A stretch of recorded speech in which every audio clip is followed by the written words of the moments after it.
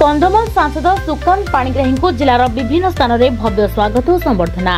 नवनिर्वाचित कंधमाल लोकसभा सांसद सुकांत पाणिग्राही को रायकिया जी उदयगिरी बालीगुड़ा फुलवाणी टीकाभाली आदि विभिन्न स्थान में भव्य स्वागत और संबर्धना दी जायछि। जी उदयगिरी विधायक प्रार्थीमान गोविंद प्रधान, पूर्वतन विधायक मनोज प्रधान, अजयंती प्रधान नेतृत्व में कंधमाल जिला सभापति जगन्नाथ साहू उपस्थित सांसद को भव्य स्वागत संबर्धना दी जायछि।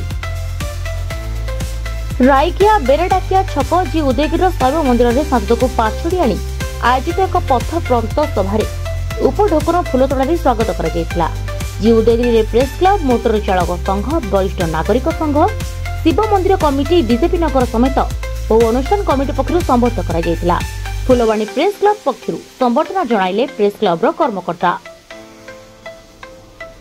रायकिया विभिन्न मंदिर दर्शन कर ठाकुर कृपा लाभ करते साधारण जनता सहित मिशिले।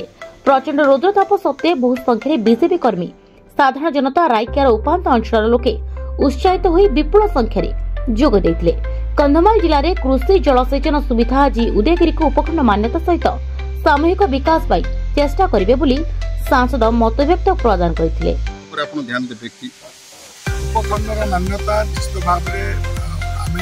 लोक मत नहीं लोक मैंने जो भाव में डिमांड करखंडर मान्यता निश्चित भाव में आपंकर सांसद। कंधमाल अरुण कुमार षडंगी रिपोर्ट प्रसार न्यूज।